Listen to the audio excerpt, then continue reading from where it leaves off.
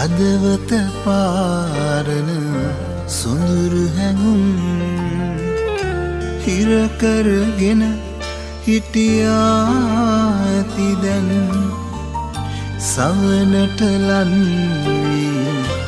ආදරයෙන් කියන්න කාලය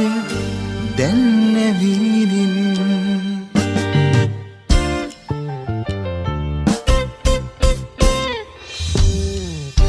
හදවත පාරන සොඳුරු හැඟුම් හිර කරගෙන හිටියා ඇති දැන් සවනට ලන් වී ආදරයෙන් කියන්න කාලය